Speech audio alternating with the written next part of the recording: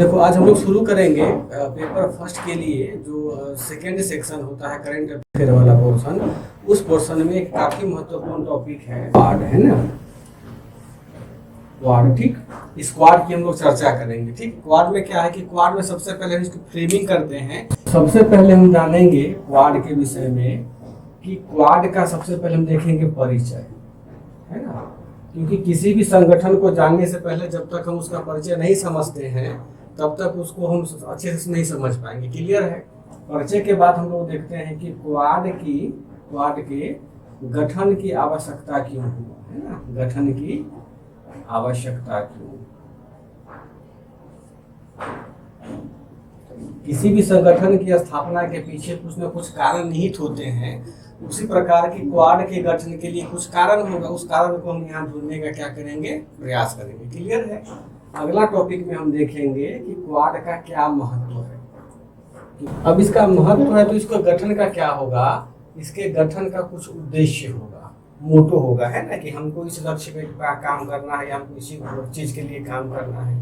Clear है। अब देखो, अब क्वाड में क्या आएंगे, इन चार चीजों को देखने के बाद में हम देखेंगे भारत के लिए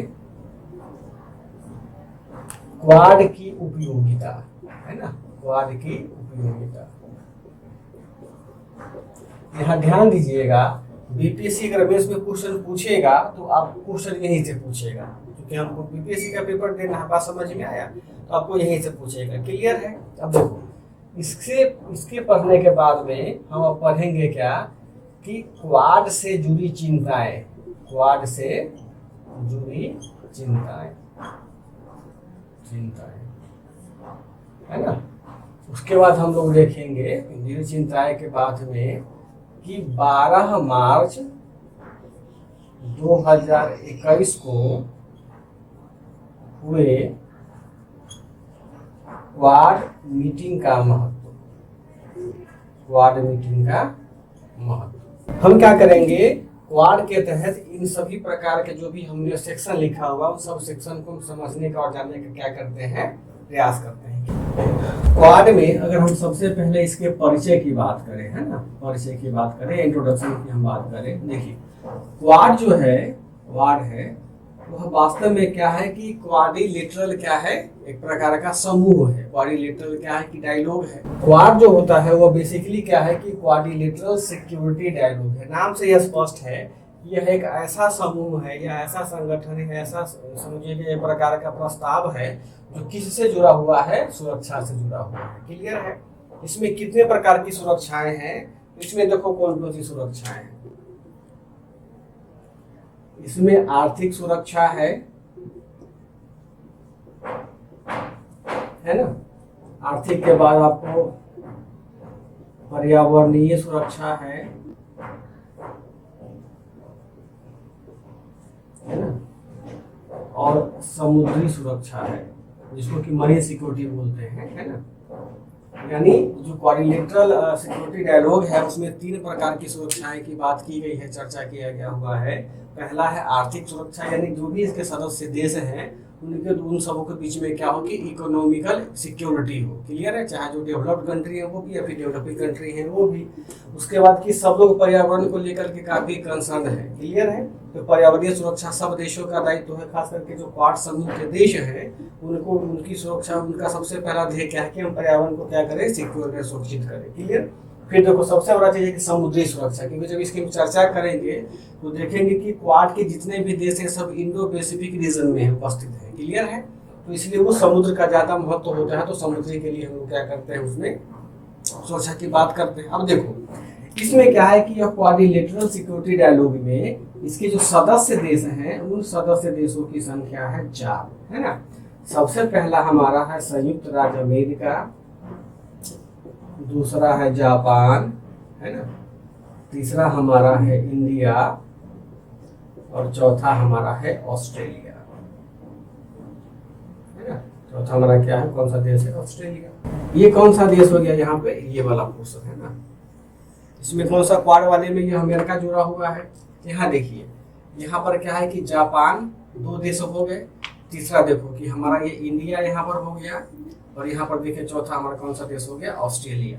यानी क्वाड समूह जो है यह 4 देशों के से मिल करके क्या हुआ है, बना हुआ है या निर्मित हुआ है।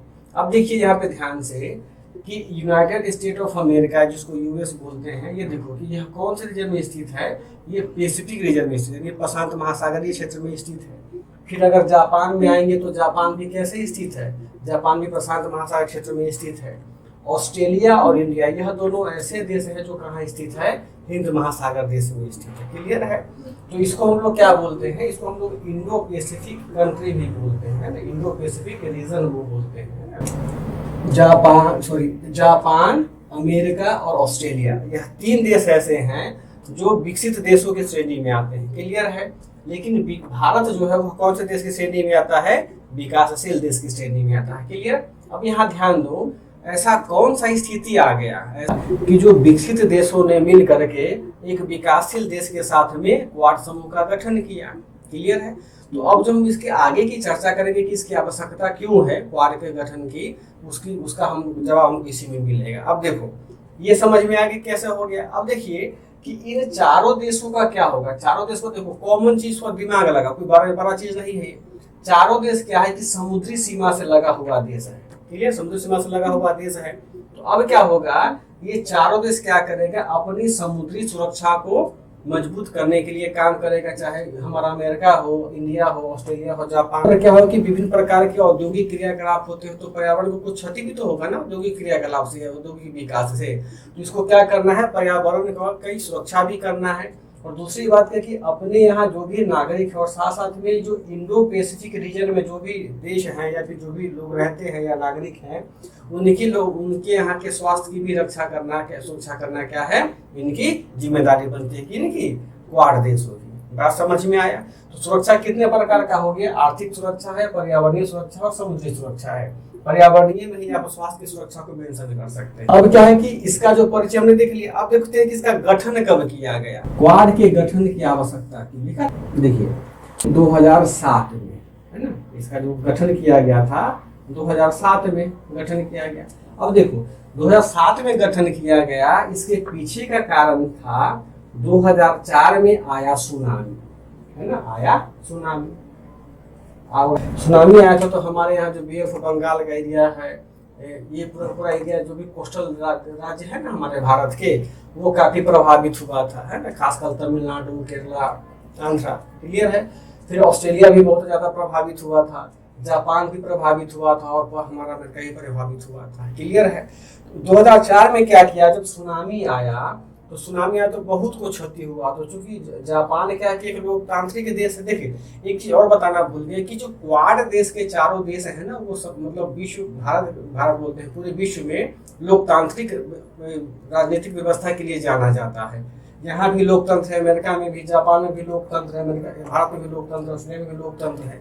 यानी क्वाड देशों की एक विशेषता यह भी कह लीजिए कि यह क्या है, यह लोकतांत्रिक देशों का समूह है। बात समझ में आया। तो 2004 में जब सुनामी आया था, उस सुनामी से 4 जो देश हैं वो देश बुरी तरह प्रभावित हुए थे।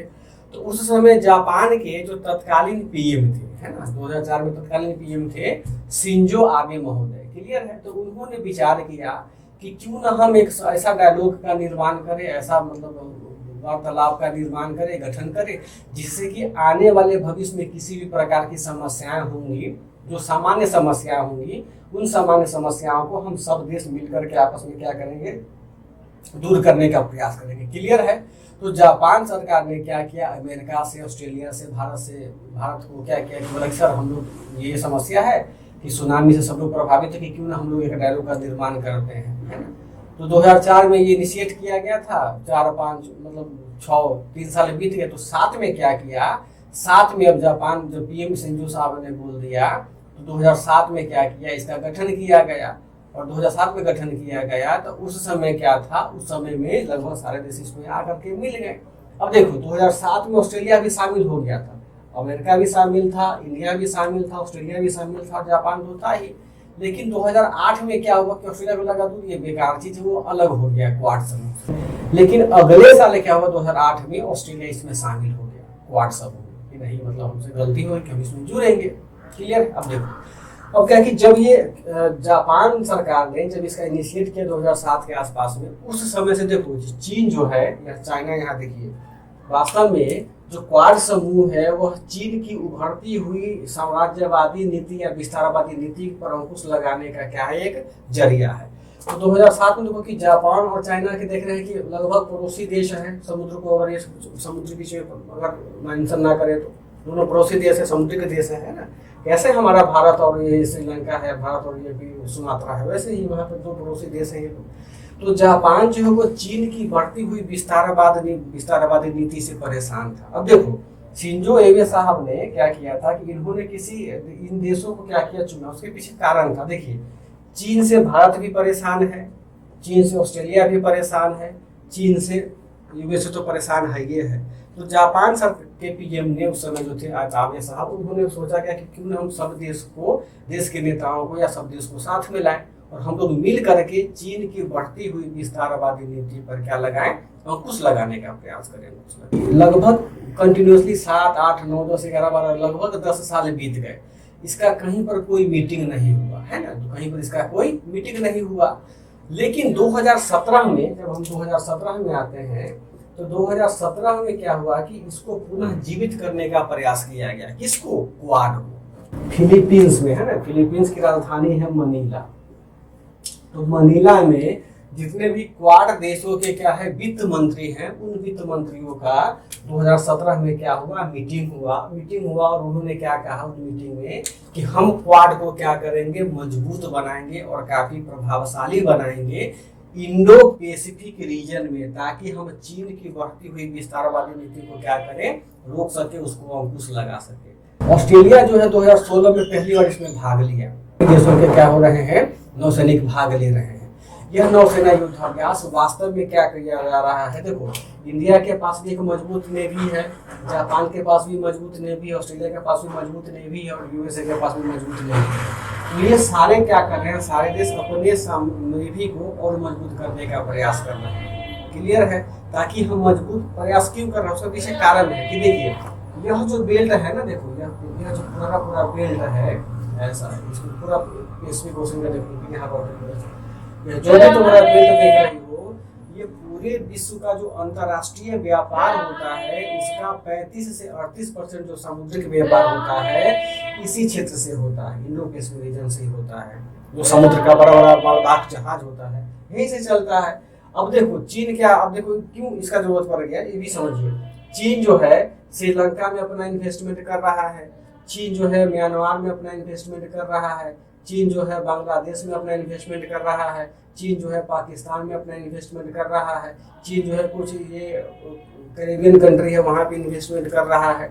यानी चीन अब क्या कर रहा है, अपने बढ़ते हुए तकनीक और पैसों के मदद से, पैसों की बदौलत से क्या कर रहा है, पूरे मतलब हिंद महासागर और प्रशांत महासागर के क्षेत्र पर अपना दबदबा स्थापित करने के लिए क्या हो रहा है, प्रयास कर रहा है। क्लियर है? तो इसके प्रयास को जब ये देखो अगर यह कामयाब हो जाएगा तो ध्यान रखना जितने बड़े बड़े यहाँ पर क्या है कि पनिया का जहाज चलता है या कुछ भी चल रहा है, उससे क्या होगा फिर बाद में इन सब देशों को तकलीफ हो जाएगी। तकलीफ क्या होगी कि इन लोगों का व्यापार ढंग से नहीं चल पाएगा, क्योंकि सब पूरे रास्तों में क्या होगा, चीन का प्रभुत्व रहेगा। तो कहीं ना कहीं चीन के प्रभुत्व होने के कारण यह जो समुद्र के व्यापार है वह प्रभावित होगा। इसलिए भी हम यह पूरे जो इसके पड़ोसी देश हैं वह चाह रहे हैं, क्वाड के जो सामूहिक देश हैं वह चाह रहे हैं क्या कि हम क्वाड को और ज्यादा मजबूत करें। क्लियर है? देखिए अब क्या है कि हम इसका महत्व देखते हैं। इसका महत्व क्या है, कुछ नहीं है बल्कि चीन की बढ़ती हुई विस्तारवादी नीति पर अंकुश लगाना है ना। क्योंकि क्वाड समूह का इसके अलावा जो समुद्री सुरक्षा तो है, ये सुरक्षात्मक दृष्टिकोण से सिक्योरिटी यहाँ लिखा गया हुआ, लेकिन इसका मेन उद्देश्य क्या है, चीन की जो बढ़ती हुई विस्तारवादी नीति है उसको क्या करना है, उसको हमको अंकुश लगाना है। और दूसरा क्या है, इसका जो दो महत्व हैं, और दूसरा महत्व क्या है कि हिंद महासागर है ना क्षेत्र को क्या करना, सुरक्षित करना। और आप इसको यह भी लिख सकते हैं कि हिंद महासागर और प्रशांत महासागर क्षेत्र में चीन की बढ़ती हुई नीति को या चीन के बढ़ते हुए प्रभाव पर क्या लगाना, अंकुश लगाना। तो दोनों में जो भी भाषा आपको अच्छा लगता है उस भाषा को आप लिख लीजिए। क्लियर? हमने कहा कि किसी भी समूह का या किसी भी डायलॉग का जो गठन होता है उस गठन का कुछ उद्देश्य होता है ना। जैसे हम पढ़ाई कर रहे हैं, मेरा कुछ उद्देश्य, इसका भी कुछ उद्देश्य होगा। तो इसका उद्देश्य क्या है? जैसे भारत के पास परमाणु हथियार है, तो बोलता नहीं कि परमाणु हथियार मेरे पास आत्म सुरक्षा के लिए, हम किसी पर हमला नहीं करेंगे। उसी प्रकार क्वाड समूह के जो भी शीर्ष नेता हैं, उनका कहना है कि हम जो सैन्य अभ्यास कर रहे हैं, जो मिलिट्री एक्सरसाइज कर रहे हैं, उसका उद्देश्य यह नहीं कि किसी पर हमला करें, हम सैन्य को मजबूत करें। वह वास्तव में हमारे जितने भी समूह के देश हैं, उन देश में आपसी क्या बना रहे हैं, सामंजस्य बैठाने का, उसके बाद कम्युनिकेशन मजबूत करने का, तकनीक आदान प्रदान करने का हम प्रयास कर रहे हैं। बात समझ में आया? तो पहला उद्देश्य तो हमारा यह हो गया क्या, कि किसी भी देश पर हमको सैन्य कार्रवाई नहीं करना है। क्लियर है? दूसरा उद्देश्य क्या है कि क्वाड समूह के देशों की आत्मरक्षा। क्लियर है?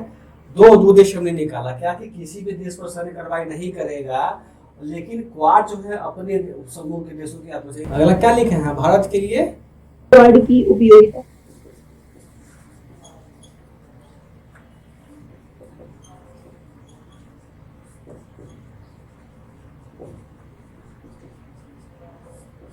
देखो, ये काफी महत्वपूर्ण पोर्शन है हमारा, क्या कि भारत जो है वो क्वाड समूह का मेंबर बना है, एक सक्रिय मेंबर है, मीटिंग में भी भाग लिया हुआ है। तो इसकी क्या उपयोगिता है, मतलब कि भारत को क्वाड समूह ज्वाइन करने से क्या क्या फायदा होगा, हमको इसी पर क्या करना है, चर्चा करना है। कि भारतीय नौसैनिक, भारतीय सबसे पहला उपयोगिता हम देख लेते हैं, नौसैनिक सक्रिय और क्या होगी, निपुण होगा, निपुण होगा, है ना। ब्रैकेट में लिख लीजिएगा, मालाबार नौसेना युद्ध अभ्यास के जरिए, नौसेना युद्धाभ्यास के जरिए। देखिए इसको समझो, सबसे पहला भारत को क्या फायदा होगा कि क्वाड समूह के जो अमेरिका है, ऑस्ट्रेलिया है, जापान है, भारत है, उनके नौसेना क्या करते हैं, मालाबार एक्सरसाइज करते हैं, नौसैनिक युद्ध अभ्यास है। तो ये दो देश क्या करते हैं कि आपस में क्या करते हैं, कम्युनिकेशन करके, चाहे रडार के माध्यम से हो, गुप्त सूचना के माध्यम से हो, तकनीक के माध्यम से हो, आपस में क्या करते हैं, एक्सरसाइज करते हैं। इससे क्या होता है, इन चारों देशों के बीच में सैन्य सौहार्द स्थापित होता है, यानी सेनाओं के बीच में क्या होता है, सौहार्द स्थापित होगा। दूसरी बात क्या होता है कि भारतीय नौसेना को कॉन्फिडेंस लगता है, कॉन्फिडेंस जगता है। भारतीय नौसेना नई नई जो उन्नत तकनीक है, ऑस्ट्रेलिया के पास में, अमेरिका के पास में, जापान के पास में, जापान तो रोबोट में तो बहुत आगे है, तो उनके पास जो तकनीक है, उस तकनीक की जानकारी भी किसको प्राप्त होता है, भारतीय नौसेना को प्राप्त होता है। यानी इस अभ्यास से, यानी क्वाड से जुड़ने के बाद में अब यूं कहें कि भारतीय नौसैनिकों को क्या हुआ है, तकनीकी ज्ञान में बहुत अधिक वृद्धि हुई है। क्लियर है? इसका पहला ये हो गया। अब देखो दूसरा फायदा क्या हो सकता है इसमें, देखिए दूसरा फायदा हो सकता है कि जो भारत को छोड़ के बाकी देश तो विकसित हैं, तो उन विकसित देशों का तकनीक क्या होगा, भारत को प्राप्त होगा। तो दूसरा उपयोग, दूसरा महत्व क्या हो सकता है कि भारत को अमेरिका, जापान और ऑस्ट्रेलिया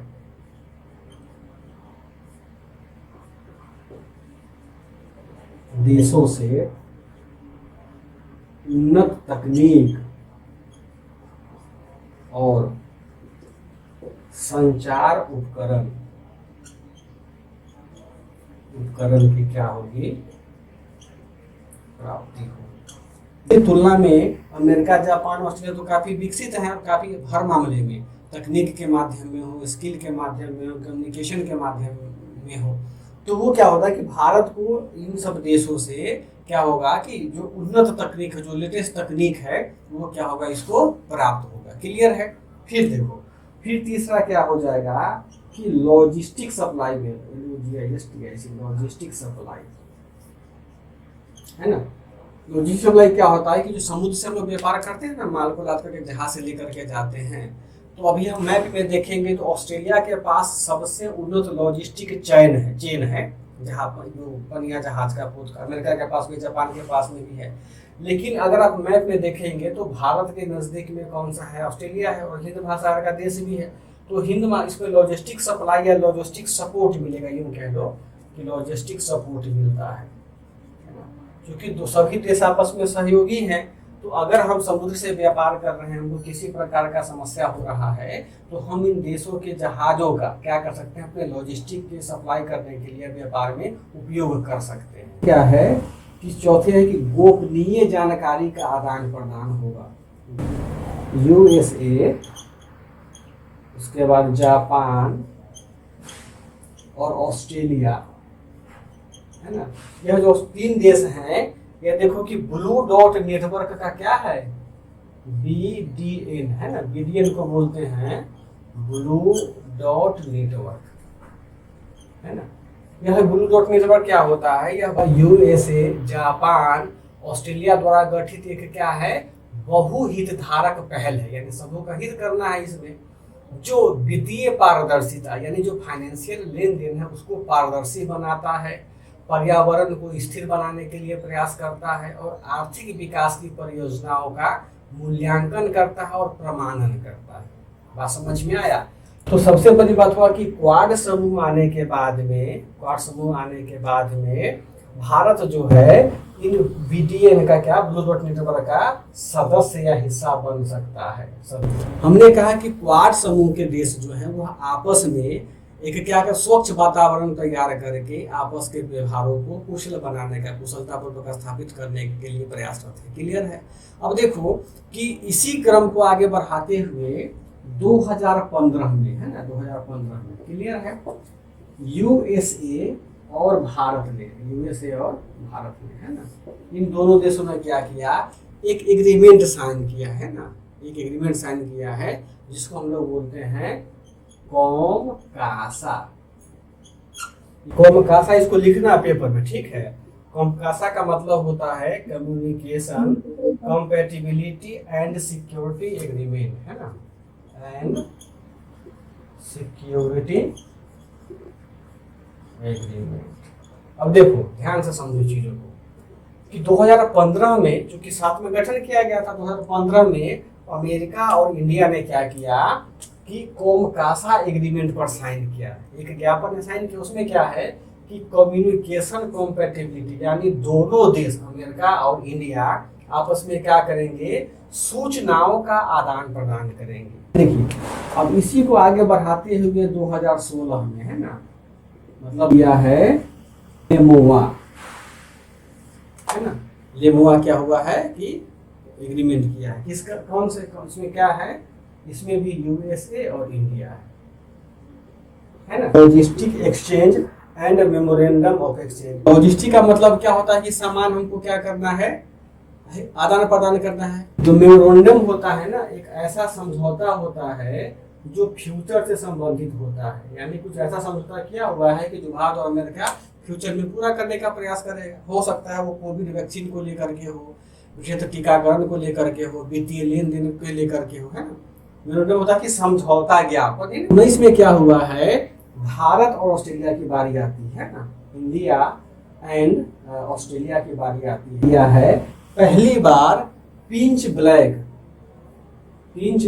नाम सुनी हो ना, पिंच ब्लैंक नामक क्या किया है, एयरफोर्स युद्धाभ्यास शुरू किया है। यानी अब क्या है, देखो चीज को समझो कैसे हम लोग आगे बढ़ रहे हैं क्वाड समूह के देश में, कि 2019 में इंडिया और ऑस्ट्रेलिया ने पिंच ब्लैंक नामक पहला बार एयरफोर्स का एक्सरसाइज किया कि अब पहले हम नौसेना को मजबूत कर रहे थे दोनों देश के साथ में मालाबार तक युद्धाभ्यास लेकर के।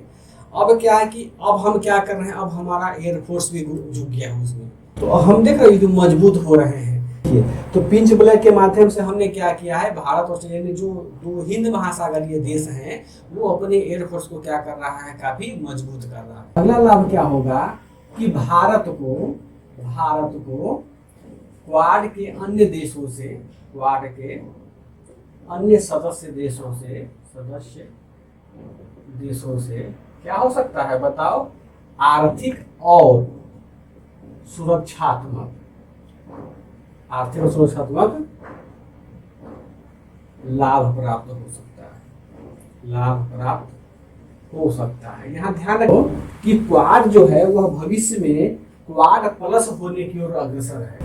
इसमें जो 4 देश अभी हैं, किसमें, क्वाड में, प्लस में कुछ और देश को जोड़ने की बात चल रही है।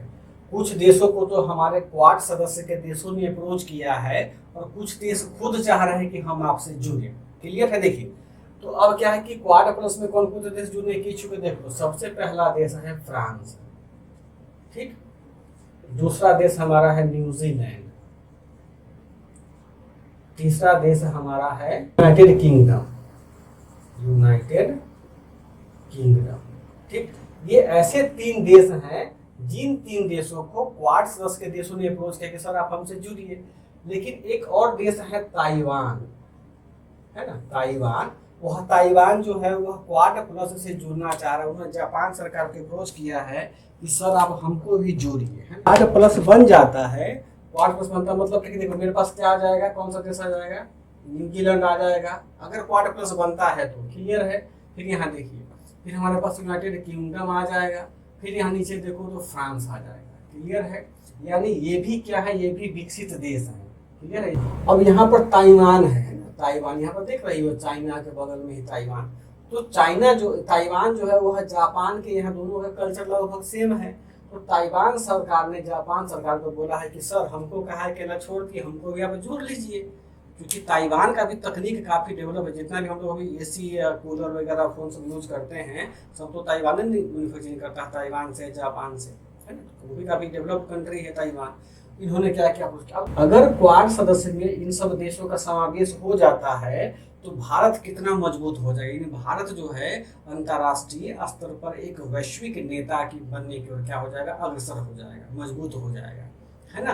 क्योंकि क्वाड सदस्य होगा तो सारे देश का जो देखो फ्रांस के पास हमने कुछ देर पहले ना फ्रांस से लिया है, विमान लिया है, अमेरिका से भी विमान लिया हुआ है, जापान से तकनीक ले ही रहे हैं, ऑस्ट्रेलिया के पास तो बहुत प्राकृतिक रिसोर्सेज बहुत प्रचुर मात्रा में भरा हुआ है, यहाँ से तो कुछ हम यूज कर ही रहे हैं। बात समझ में आया हुआ है। न्यूजीलैंड में इतना बड़ा कृषि की भूमि है, सुनहरा पर्यटन के लिए काफी अच्छा देश है। तो भारत को क्या कितना लाभ हो सकता है ना।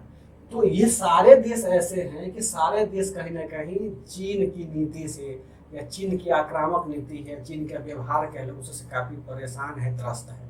अगर सारे देश, चूंकि देखो कोई अकेला देश, अमेरिका ही अकेला चाइना का मुकाबला नहीं कर सकता है, ना तो ऑस्ट्रेलिया अकेला चाइना का मुकाबला कर सकता है, ना तो जापान अकेला मुकाबला कर सकता है।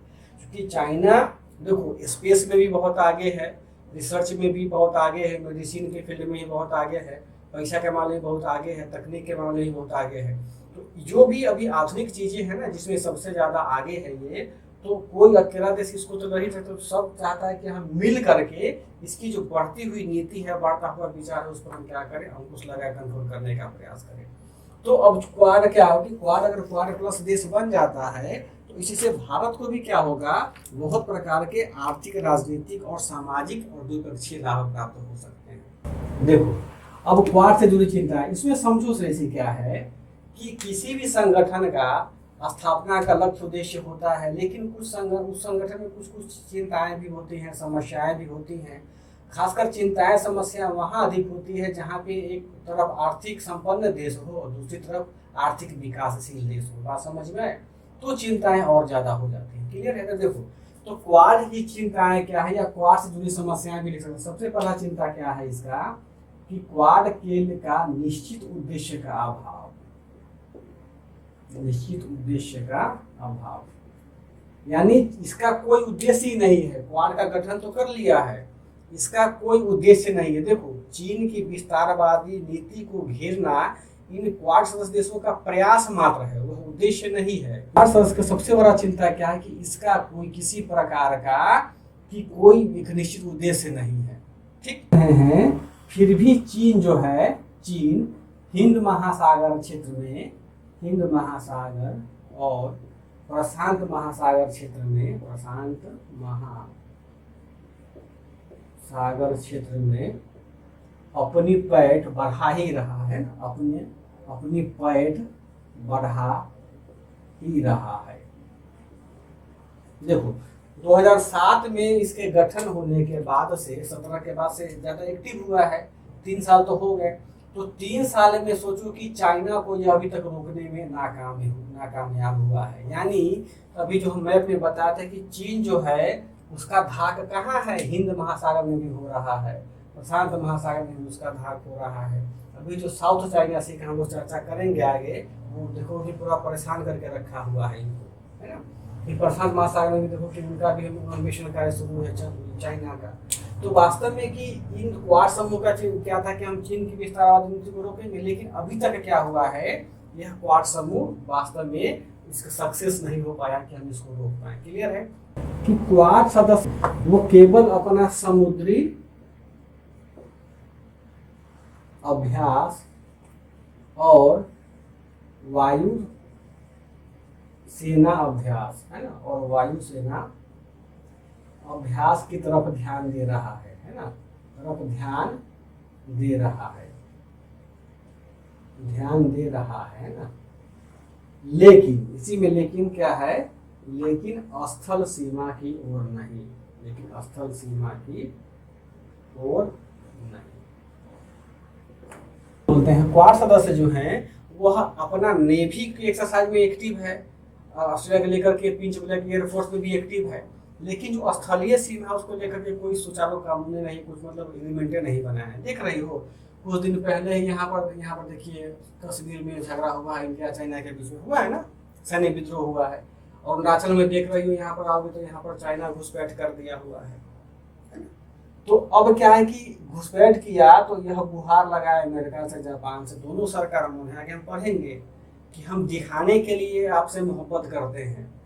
क्वाड के सदस्य के कहना है कि हम दिखावे के लिए आप आपस में मोहब्बत करते हैं, अंदर में तो मतलब कितना दिल जले हैं कुछ पता ही नहीं। वही चीज़ है कि ये दिखावे का है एक तरह से क्वाड, कि देखो कि यहाँ पर घुसपैठ हो रहा है तो अमेरिका मदद नहीं किया। अच्छा, अरुणाचल में चाइना का सेना घुस करके हमारे लोग को मार के जा रहा है, अमेरिका चुप मौन है, कुछ नहीं किया। यानी हम लोग केवल अपनी नौसेना को मजबूत करने में लगे हैं और स्थल सेना की ओर कोई ध्यान नहीं देता। फिर देखिए यहाँ चाइना जो है जबरदस्ती घुस करके जापान में, है ना, कि ईस्ट सी में जबरदस्ती क्या कर रहा है कि यहाँ पर उत्खनन कर रहा है, वही हो ना यहाँ पर भी। जबकि यह जापान बोलता है कि यह मेरा हिस्सा है, ताइवान महोदय बोलते हैं कि यह मेरा है हिस्सा। यानी ये ईस्ट सी और ईस्ट चाइना सी में दोनों समुद्री जो हस्तक्षेप जो है, यह क्या है कि स्थलीय हस्तक्षेप माना जा रहा है। भाई 200 नॉटिकल माइल तक तो होता है ना किसी देश का जमीन अंतर्राष्ट्रीय समुद्री नियम के अनुसार। तो चाइना क्या कर रहा है, चाइना जबरदस्ती ताइवान के हिस्से में घुस करके, जापान के हिस्से में घुस करके उत्खनन कर रहा है, वहाँ के रिसोर्सेज को निकाल रहा है। भारत भी चुप है, भारत भी नहीं कुछ जवाब दे रहा है, ना ऑस्ट्रेलिया मदद कर रहा है जापान का, ना यूनाइटेड स्टेट मदद कर रहा है जापान का। तो यही हम लिखे हैं क्या कि इससे एक बहुत बात की भनक होती है क्या कि इसका कोई निश्चित उद्देश्य नहीं है। सबसे बड़ी समस्या क्या है, चीन जो है वह भारत को कैसे देखेगा बताओ, एंटी चाइना कोलिजन के रूप में देख रहा है। अब क्या है कि क्वाड समूह गठन हुआ है तो चाइना को तो पता है कि भाई क्यों किया गया, उसका सीधा मानना है कि नहीं ये हम पर आक्रमण करेगा, भाई तो ये हमको रोकेगा हमारे विकास की गति को, चीज को। तो चीन जो है भारत को कह रहा है कि तुम क्वाड में जुड़ गए हुए हो, इसका मतलब है तुम हमारे व्यापार को, हमारे सामने की स्थिति को, उनको तुम क्या करोगे, हतोत्साहित करने के लिए तुम क्वाड से जुड़े हुए हो, इसका खमियाजा तो तुमको भुगतना पड़ेगा। तो हो सकता है कि चाइना ने कश्मीर में जो हमला किया, चाइना ने जो अरुणाचल में घुसपैठ किया, हो सकता है कि यह भारत के क्वाड में जुड़ने के कारण ही दुश्मनी बस किया गया होगा, कौन जानता है भाई। अंतर्राष्ट्रीय व्यापार है, अंतर्राष्ट्रीय रिलेशन में कुछ भी हो सकता है ना। तो चीन जो है अब देखिए चीन के मन में बैठ गया है कि क्या कि भारत जो है वो चाइना के देखना नहीं चाहता है विकास को, चाइना को एकदम परेशान करके रखा हुआ, तो अपना तो गुस्सा तो निकलबे ना करेगा जी चाइना। यही कारण है कि अभी भारत में विभिन्न प्रकार के घुसपैठ हो रहे हैं और चाइना पाकिस्तान को प्रोवोक कर रहा है पैसा से, सैन्य मदद से कि भाई तुम पाकिस्तान इंडिया पर हमला करो, क्योंकि चाइना के मन में बैठा है क्या कि भाई इंडिया तो है वो चाइना के विकास में बाधक है, चाइना पर आने का आक्रमण करेगा। तो इसी से क्या हो रहा है हमारा बताओ, इससे हमारा भारत चीन का जो अंतर्राष्ट्रीय संबंध है, जो द्विपक्षीय संबंध है वो क्या हो रहा है, प्रभावित हो रहा है। समझ में आ रहा है? यानी भविष्य में जो भारत चीन के बीच में जो द्विपक्षीय संबंध होगा वह कहीं न कहीं यह क्वाड से जुड़े हुए होने के कारण भारत को इसका खमियाजा भुगतना पड़ सकता है, चाहे व्यापार के दृष्टिकोण से हो या किसी घुसपैठिए के माध्यम से। क्लियर है?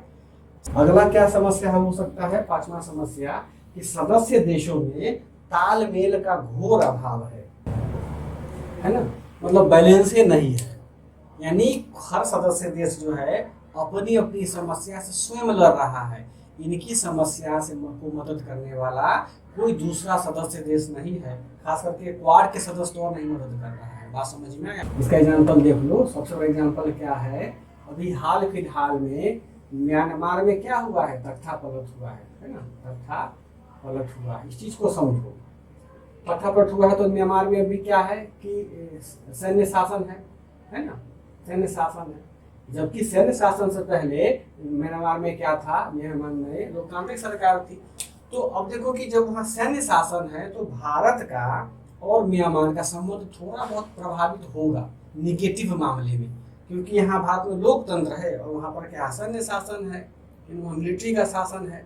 तो अमेरिका हस्तक्षेप नहीं कर रहा है, चूंकि इतना शक्तिशाली देश है, उसका प्रभुत्व है पूरे विश्व पे, पूरे देश पे, कि अगर अमेरिका चाहे तो यहाँ पे अपना हस्तक्षेप से, जापान अपने हस्तक्षेप से, चूंकि तो जापान और म्यांमार दोनों बौद्धिस्ट कंट्री हैं, तो वहाँ दोनों को क्या है कि दोनों का इमोशन मिलता है म्यांमार में और जापान में। अगर जापान सरकार यहाँ पर इनिशिएटिव करे कि नहीं आप जल्दी से, ठीक है आपने तख्ता पलट किया तो लोकतांत्रिक सरकार का गठन तो करने दीजिए आप। अगर लोकतांत्रिक सरकार का यहाँ गठन हो जाता तो भारत और म्यांमार का संबंध क्या होता, काफी मधुर हो जाता। यहाँ भी डेमोक्रेसी, यहाँ भी डेमोक्रेसी, भाई दोनों डेमोक्रेसी भाई अपने आपस में मिलकर शासन चलाते। लेकिन यहाँ म्यांमार तख्ता पलट होने के कारण वहाँ के बहुत सारे जो गरीब तबके के लोग हैं, जो मुस्लिम तबके के लोग हैं, वो क्या किए हैं, वो हमारे भारत में घुसपैठिए के रूप में आ गए हुए हैं, है ना। सही हो ना। देखो म्यांमार यहाँ पर है कि यहाँ पर क्या है, सैन्य शासन लागू हुआ है। तो सैन्य शासन से जो नागरिक खुश नहीं है वो क्या है कि घुसपैठिए के मामले में यहाँ जो भी हमारे पूर्वोत्तर देश के राज्य है, पूर्वोत्तर भारतीय राज्य हैं, वहाँ घुसपैठिए के रूप में जमे पड़े हुए हैं। इससे हमारी भी सुरक्षा, संप्रभुता, एकता, अखंडता प्रभावित हो रही है। बात समझ में आया? अगर आपसी तालमेल होता तो आप बैलेंस करते, आप तो बैलेंस नहीं कर रहे हैं। तो कहीं ना कहीं हमारे संविधान की संप्रभुता क्या हो रहा है, हनन हो रहा है। बात समझ में आया? यानी इस म्यांमार में सैन्य पलट का भारत का अपना दृष्टिकोण है और इसका अमेरिका का अपना दृष्टिकोण है। फिर उसी प्रकार एग्जाम्पल, दूसरा एग्जाम्पल और समझ लो। दूसरा एग्जाम्पल है जापान के संदर्भ में। जापान के संदर्भ में हमने बताया ना आपको कि जापान में यहाँ ईस्ट से यानी पूर्वी सागर में जो चीन उत्खनन कार्य कर रहा है, तो जापान इस समस्या से अपने लड़ रहा है। फिर यहाँ पर क्या है कि चाइना जो है या ईस्ट चाइना सी में यहाँ उत्खनन कार्य कर रहा है, यहाँ भी तो जापान का हिस्सा है, तो जापान इससे भी अकेले लड़ रहा है। इसकी मदद ना तो ऑस्ट्रेलिया कर रहा है, ना तो भारत की भी गलती है, भारत सरकार भी मौन है यहाँ पर। भारत सरकार के पास मजबूरी है कि भाई जब भारत सरकार खुद फंसा हुआ है, चाइना से आक्रमण किया तो सब देश चुके, तो भारत क्यों इनिशिएटिव करे, क्यों इसे दुश्मनी मूल्य में जाए भाई मजबूत देश से। अमेरिका भी नहीं मदद कर रहा है। तो वही हम लिखे हैं क्या कि जो आपसी तालमेल का अभाव है वह यह दर्शाता है कि क्वाड की लंबी उम्र तक चलेगा, ज्यादा समय तक चलेगा, इस पर क्या है प्रश्न चिन्ह उठाया जा सकता है। बात समझ में आया है? और भारत में देख लो, भारत में इतना सारा घुसपैठ हो रहा है तो कोई नहीं देखने वाला, कोई उसकी मदद भी नहीं कर रहा है।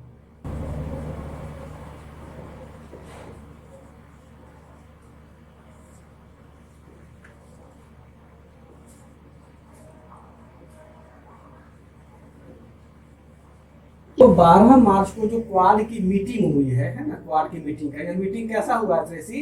वर्चुअल हुआ है ना, मतलब ऑनलाइन हुआ है। अब देखो तो 12 मार्च की जो मीटिंग हुई है, इस मीटिंग में क्या यह महत्वपूर्ण क्यों है, यह महत्वपूर्ण क्यों है? देखो तो सबसे पहला पॉइंट क्या है कि यह पहला मौका है जब क्वाड देशों के अध्यक्ष, क्वाड देशों के अध्यक्ष है ना, क्या हुए हैं, आपस में पहली बार क्या हुए हैं, मीटिंग किए हैं। यह काफी महत्वपूर्ण है, समझिए कि 2007 में गठन के बाद से अभी 21 से चल रहा है ना, लगभग 14 साल के बाद इन सब देशों के अध्यक्ष ने क्या किया है, मीटिंग किया है आपस में कैमरा में रह करके। इससे क्या होता है कि जब आपस में शासनाध्यक्ष मीटिंग करते हैं तो देशों के बीच में जो स्थिति होता है वो स्थिति क्या होता है, काफी मजबूत होता है, कॉन्फिडेंस लगता है। तो इस मीटिंग के बाद से चाइना को और बुखार लगा हुआ है, उनको लग रहा है कि नहीं मीटिंग तो और मजबूत होते जा रहा है दिन प्रतिदिन। तो चाइना और आक्रामक हो रहा है, कहाँ, प्रशांत महासागर क्षेत्र में, हिंद महासागर क्षेत्र में भारत के खिलाफ बात समझ में आया। दूसरा मीटिंग क्या है कि मीटिंग जब किया है तो अपना लोग भाषण दिया, अपना सब देख कि हाँ अच्छा है, बढ़िया है, अपना समस्या बताया, वो किया। लेकिन कुछ अच्छी चीज़ें भी आई। अच्छी चीज़ें क्या आया कि देखो, लचीली व्यापार व्यवस्था, लचीली व्यापार व्यवस्था की शुरुआत की गई है, शुरुआत की गई है। ये काफी महत्वपूर्ण मुद्दा है, लचीली व्यापार व्यवस्था। यानी क्वाड देशों के जितने भी सदस्य हैं अपने एक दूसरे के साथ में हेल्दी क्या कर सकते हैं, व्यापार कर सकते हैं, बिना किसी ज़्यादा टैरिफ नहीं लगेगा, ज़्यादा तुमको रिस्ट्रिक्शन नहीं लगेगा। काफ़ी अच्छे से आप आदान प्रदान कीजिए। आप हमारे यहाँ का वस्तु आप ले जाइए, आपके यहाँ का वस्तु क्या करेंगे, हम मंगवाएंगे। इससे क्या होगा, इससे सदस्य देशों को क्या होगा, आर्थिक लाभ होगा, इकोनॉमिकल अगर एक्टिविटी होगा तो हमारा सामाजिक स्थिति भी मजबूत होगी। उसके बाद राजनीतिक स्थिति भी मजबूत होगा, द्विपक्षीय स्थिति भी मजबूत होगा। कितना बढ़िया चीज़ हो गया, क्लियर है। फिर देखो अब इसमें क्या है कि जलवायु परिवर्तन पर कोई भी मीटिंग होता है तो जलवायु परिवर्तन का ही महत्वपूर्ण होता है। जलवायु परिवर्तन पर गंभीरता से विचार करते हुए, गंभीरता से विचार करते हुए इसे नियंत्रित करने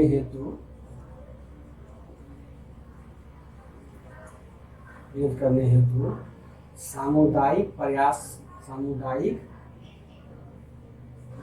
किया। इस मीटिंग में क्या किया गया हुआ है, जो परामर्श तो हुआ है कि जितने भी सदस्य देश हैं वो अपने अपने यहाँ अपने स्तर से, चाहे वो तकनीक के माध्यम से हो, अर्थव्यवस्था के माध्यम से हो, पैसे के माध्यम से हो, वहाँ क्या करेगा, वहाँ जलवायु परिवर्तन की स्थिति जो परिणाम हो रहा है उसको कंट्रोल करेगा, उसके परिवर्तन को नियंत्रित करने का प्रयास करेगा। बात समझ में आया। और कोई भी ऐसा गलत काम नहीं करेगा जिससे क्या हो, हमारे भविष्य में जलवायु परिवर्तन की संभावना हो, जलवायु क्या हो, नुकसान हो। बात समझ में आया, क्लियर है। और इसका सबसे महत्वपूर्ण मुद्दा क्या है कि 2022 तक है ना, 1 बिलियन कोविड वैक्सीन का क्या करना है, निर्माण करना है। निर्माण करने पर क्या किया गया है, जोर दिया गया हुआ है। और देखो, और सबसे अच्छी बात क्या है, यह जो कोविड का वैक्सीन का जो निर्माण होगा ना, वह भारत में हैदराबाद बायोलॉजिकल ई लिमिटेड है ना। देखिए, तो भारत जो क्वाड देशों के सदस्य ने क्या किया है, भारत के इस कंपनी को, बायोलॉजिकल ई लिमिटेड कंपनी को क्या किया, चिन्हित किया है कि आप 2022 तक 1 बिलियन कोविड वैक्सीन का डोज क्या करें, मैन्युफैक्चरिंग करें। और इस कोविड वैक्सीन को हम क्या करेंगे, अपने सदस्य देशों में तो बांटवे करेंगे, साथ साथ में जिन देशों को जरूरत होगा उसको भी हम क्या करेंगे, हम बांटेंगे। बात समझ में आया। फ्री वितरण करेंगे या उसका आर्थिक वितरण करेंगे। अब देखो, यह जो होगा इसमें क्या है कि इसमें पैसा जो है, फाइनेंस, वो यूएसए दे रहा है। ऑस्ट्रेलिया, जापान जो है, जापान वो तकनीक दे रहा है ना। और ऑस्ट्रेलिया जो है वो प्राकृतिक संसाधन दे रहा है, प्राकृतिक संसाधन, या यूँ कहें कि वो लॉजिस्टिक देगा आपको, लॉजिस्टिक। क्योंकि हमने ये पहले कहा कि ऑस्ट्रेलिया का लॉजिस्टिक व्यवस्था काफ़ी बढ़िया है, मजबूत है। तो ये क्वाड देश के तो सदस्य बोले हैं मैंने भारत को कि भारत आप क्या करें, अपने कंपनी को बोलो कि कोविड वैक्सीन को निर्माण करें। हम क्या करेंगे, यूएसए बोलता है हम पैसा देंगे, जापान बोलता है कि मैं तकनीक दूंगा, और ये बोलता है, ऑस्ट्रेलिया बोलता है कि हम, मेरे पास तो प्राकृतिक रिसोर्सेज हम तो वह देंगे ही आपको। और साथ साथ हम क्या करेंगे, लॉजिस्टिक व्यवस्था जो है वो हम आपके लिए खोलेंगे कि आपको जहाँ माल पहुँचाना है, अफ्रीका पहुँचाना है, ऑस्ट्रेलिया पहुँचाना है, उसके बाद रसिया जहाँ पहुँचाना, हम आपको क्या करेंगे, फ्री में पहुँचाएंगे, या फिर कुछ अल्प पैसा के लेकर के हम पहुँचाएंगे। बात समझ में आए। इससे क्या होगा, इससे भारत का क्वाड देशों का क्या बनेगा, पूरे के पूरे विश्व में प्रभुत्व स्थापित हो पाएगा। और इस मीटिंग में यह भी कहा गया कि हम समय समय पर क्या करेंगे, क्वाड देशों के जो अध्यक्ष हैं उनकी मीटिंग का हम क्या करेंगे, मीटिंग करते रहेंगे, ताकि अपनी जो भी वर्तमान समस्या है उसको दूर करने का हम प्रयास करेंगे, है ना, आपसी सहयोग करेंगे। यानी आपको पता है कि चीन में कृत्रिम उपग्रह, कृत्रिम सूर्य बना लिया, तो उसका उद्घाटन भी कर लिया हुआ है। इस प्रकार भारत जो क्वाड सदस्य के देश हैं वो भी चाह रहा है कि हम भी अंतरिक्ष में नए नए अनुसंधान करें, मिल करके करें। क्लियर है? देखिए इसमें क्या है, इसमें जो तकनीक है, तकनीक कौन देगा? जापान देगा, है ना। पैसा कौन देगा? पैसा तो उनको से दे रहा है। उसके बाद प्राकृतिक संसाधन जो है, प्राकृतिक संसाधन खास करके स्टील, वो तुमको ऑस्ट्रेलिया दे रहा है, ऑस्ट्रेलिया दे रहा है। और सस्ता श्रम कौन देगा? भारत देगा। सस्ता श्रम कौन देगा? भारत देगा। देख रही हो ना कि जो स्पेस रिसर्च जो होगा, अगर ये चारों देश आपस में मिल करके इन सब चीज़ों का आदान प्रदान करेंगे, तो चूंकि देखो जापान में तकनीक में क्या करेगा, जापान बेसिकली रोबोट में काफ़ी डेवलप है, तो वो रोबोटिक्स सेक्शन तकनीक का क्या करेगा, एक दूसरे के साथ आदान प्रदान करेगी। बात समझ में आया? तो स्पेस में भी मिल करके क्वाड सदस्य के देश आपस में काम करने को आतुर हो रहे हैं। यही इसका क्वाड था।